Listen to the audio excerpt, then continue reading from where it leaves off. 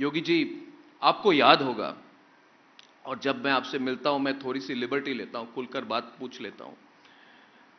3 साल पहले आपसे मुलाकात हुई थी, अयोध्या सरयू के तट पर इंटरव्यू किया था आपके साथ मैंने, और आपने उस बार बुलडोजर की बात कही थी और एक तरह से खलबली मच गई थी उसमें। और मुझे भी तब पता नहीं था कि बुलडोजर शब्द से इतनी खलबली मचती है, मगर एक तरह से लगा कि इलेक्ट्रिसिटी आ गई ऑडियंस में, मुझे नहीं पता था। उस दिन मैंने देखा तो सरयू तट पर जब इंटरव्यू किया था आपने, बुलडोजर पर खुलकर बात की थी। और योगी जी, मैं आपके करियर, आपके पर्सनैलिटी और आप जो बात कहते हैं उसको बहुत क्लोजली फॉलो करता हूं। मुझे नहीं लगता कि आप ऐसे ही बोल देते हैं। लोग कहते हैं Yogi ji spur of the moment में बोलते हैं, मैं कहता हूं कि योगी जी हर वक्त सोच के बोलते हैं। जैसे विधानसभा के अंदर जब आपने कहा कि माफिया को मिट्टी में मिला देंगे, तब आपने किया भी, और जो आप कहते हैं आप करते भी हैं। आप डायरेक्टली बात करते हैं और डायरेक्टली करते भी हैं। और फिर आपने कहा बटेंगे तो कटेंगे, नेक रहेंगे, एक रहेंगे तो नेक रहेंगे। आपको क्लोजली फॉलो करता हूं। आपने संभल की बात की, मैंने भी संभल में कई सारे रिपोर्टर भेजे थे।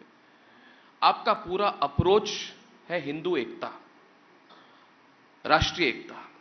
और मेरा इशारा नहीं, मेरा सवाल संभल को लेकर है।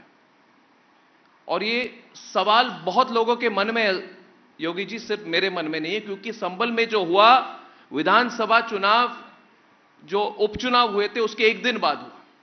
और सवाल मेरा यह है कि जो संभल में हुआ वो न्यायिक व्यवस्था को रोकने की कोशिश थी या फिर योगी आदित्यनाथ को रोकने की कोशिश थी, जिन्हें एक दिन पहले उपचुनाव में बहुत बड़ी जीत हासिल हुई थी। क्या न्यायिक व्यवस्था को रोकने की कोशिश थी योगी जी, या आपको रोकने की कोशिश थी? देखिए, क्या आपके पार्टी को रोकने की कोशिश थी? देखिए, एक चीज हम बात नोट करें जी। जो लोग देश के अंदर संविधान की पुस्तक लेकर के घूम रहे हैं या संविधान की दुहाई दे रहे हैं, इन लोगों ने बाबा साहब डॉक्टर भीमराव अंबेडकर जी के द्वारा बनाए गए संविधान की सबसे ज्यादा अवहेलना की।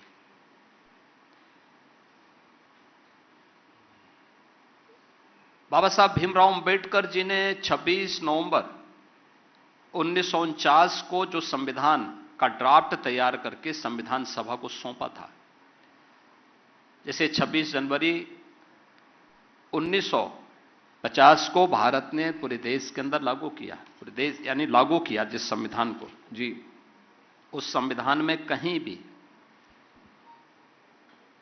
सेकुलर और सोशलिस्ट शब्द नहीं है, प्रियम्बल में नहीं है। जी नहीं। मूल प्रति को अगर आप देखेंगे जी, कहीं नहीं है। यह शब्द,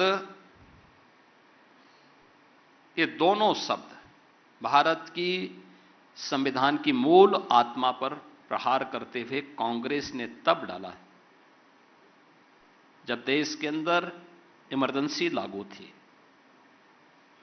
संविधान का गला घोंट करके जो शब्द डाले गए हों, वो भारत की संविधान की आत्मा कैसे हो सकते हैं? एक तो जो लोग भारत के संविधान की मूल भावनाओं का ही विरुद्ध आचरण करते हों, जी, उन लोगों से उम्मीद करना कि वे भारत के न्यायालय का सम्मान करेंगे, उनसे उम्मीद करना कि भारत के लोकतंत्र का सम्मान करेंगे, ये सब क्या है? क्या हल्ला बोल का नारा, क्या ये संवैधानिक नारा था? ये लूट खसोट करना, तोड़ फोड़ करना, बेटियों की सुरक्षा के साथ खिलवाड़ करना, व्यापारियों की सुरक्षा पे सेंध लगाना, क्या ये संवैधानिक था? क्या यही तो होता था समाजवादी पार्टी की सरकार के समय? इन लोगों से क्या उम्मीद आप करते हैं? कोई उम्मीद पहले भी नहीं थी, आज भी नहीं। इन्होंने कभी नहीं माना। देखिए, हम तो धन्यवाद देना चाहेंगे माननीय उच्चतम न्यायालय को, जिन्होंने सर्वसम्मति से अयोध्या में से राम जन्मभूमि से जुड़े हुए वर्षों के विवाद का जी, एक सर्वसम्मत समाधान दिया है और हमेशा के लिए विवाद शांत हुआ।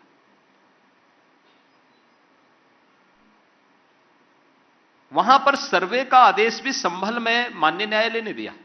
बिल्कुल, केवल सर्वे होना था, बिल्कुल, कोई भी अन्य नहीं। और ऐसा नहीं कि 19 को सर्वे हुआ, 21 को सर्वे हुआ,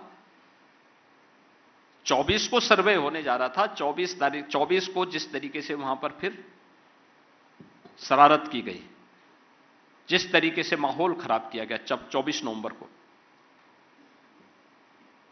ये सबके सामने आया। देखिए, हिंदुओं की सहनशीलता देखिए आप। भारत के अंदर अगर आप पुराणों के कालखंड को आप देखेंगे तो 5000 वर्ष से लेकर के 3000 वर्ष का जो कालखंड है, लगभग 2000 वर्ष के दौरान भारत के अंदर अलग अलग पुराणों की रचना हुई। श्रीमद् भागवत महापुराण 5000 वर्ष पहले भगवान वेदव्यास ने रचा, और उसके बाद उन्होंने पुराणों और उपपुराणों की रचना करने की एक नई श्रृंखला को, एक नई शैली को जन्म दिया, आगे बढ़ाया, वो परंपरा आगे बढ़ी। 5000 वर्ष पहले मैं पूछना चाहता हूं, 5000 वर्ष पहले श्रीमद् भागवत महापुराण में भी और उसके बाद भी अन्य अनेक अवसर पर हमारा शास्त्र इस बात का उल्लेख करता है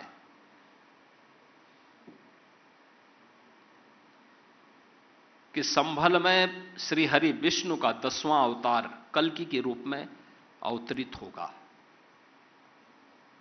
तिथि इस पहले से तय है, ये सब कुछ पहले से उल्लेख है। मैं किसी मत और मजहब के खिलाफ नहीं हूं। अगर किसी की पहले से चली आ रही उपासना स्थल है, उसका सम्मान करता हूं, लेकिन हां, मैं इसका विरोधी हूं कि किसी के भी उपासना स्थल को तोड़ करके कोई जबरन अपना स्थल बनाने का प्रयास करेगा तो उसकी निंदा होनी चाहिए और उसके खिलाफ खड़ा होना चाहिए।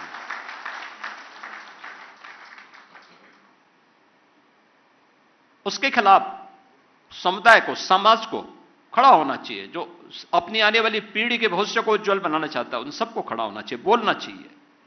क्योंकि अन्याय का प्रतिकार नहीं करोगे तो न्यायी सबका शोषण करेगा एक दिन। संभल के बारे में सारी चीजें पहले से तय हैं। आज आप देख रहे होंगे कैसे एक एक करके वहां पर संभल का इस्लामीकरण हुआ,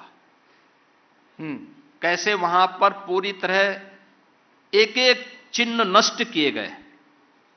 हिंदू विरासत से, सनातन धर्म की विरासत से जुड़े हुए स्थलों को कैसे नष्ट किया गया, तालाबंद कर दिया गया, कुएं पाट दिए गए, बावड़ियां पाट करके घर बना दिए गए, सब कुछ कर दिया, कंक्रीट लगा दी गई, और लगातार वहां दंगे होते थे, कोई सरकारें नहीं बोलती थी। 1947 से लेकर के 2017 के पहले तक 209 हिंदुओं की हत्या हुई। 1976 में 8 हिंदू निर्मम रूप से मारे गए और 1978 में 184 हिंदुओं की सामूहिक हत्या हुई। एक भी दरिंदे के खिलाफ कार्रवाई नहीं हुई, एक के खिलाफ भी कार्रवाई नहीं हुई। और उसके बाद भी लोग शांति के पैगाम लेकर के घूमते हैं। यानी गरीबों के घर उजाड़ोगे, हिंदू बेटी और हिंदू बहनों की सुरक्षा में सेंध लगाओगे और तब भी शांति का पैगाम लेके घूम रहे हो। हिंदू व्यापारियों के प्रतिष्ठानों पे कब्जा करोगे, हिंदू धर्मस्थलों को नष्ट करोगे और तब भी शांति के पैगाम के दूत बनकर के घूमते हो। इस चेहरे को उजागर किया जाना चाहिए और सबके सामने चीजें आनी चाहिए। अगर कोई दरिंदा है तो उस दरिंदे को सार्वजनिक रूप से जनता के सामने खड़ा किया जाना चाहिए। और संभल में भी कहीं ना कहीं ये अलग अलग कालखंड में हुआ था। याद रखना, आईने अकबरी में इस बात का उल्लेख है। मीर बांकी ने, यानी मैंने पुराणों की बात तो कही जी, ये तो आईने अकबरी हमने नहीं लिखी, ये अकबर के समय का ग्रंथ है। बाबर की खानदान का या उनका एक नया शासक था, उसने इस बात का उल्लेख किया कि 1526 में मीर बाकी, ये वही दरिंदा है जिसने अयोध्या में राम जन्मभूमि के मंदिर को अपवित्र किया था 1528 में, और 1526 में संभल में श्रीहरि विष्णु के 10वें अवतार से जुड़ा हुआ श्रीहरि का जो मंदिर है, उस मंदिर को तोड़ करके उसके ऊपर एक मस्जिद नुमा ढांचा खड़ा करने का काम किया था। मैं पूछना चाहता हूं, इनके पास 500 वर्षों से अधिक का इतिहास नहीं, और मैं कहता हूं मेरे पास 5000 वर्ष से पुराना इतिहास है। मैं प्रमाण दे रहा हूं। प्रमाणों की चर्चा होती है तो क्या इस पे चर्चा करेंगे? नहीं कर सकते लोग चर्चा। योगी जी,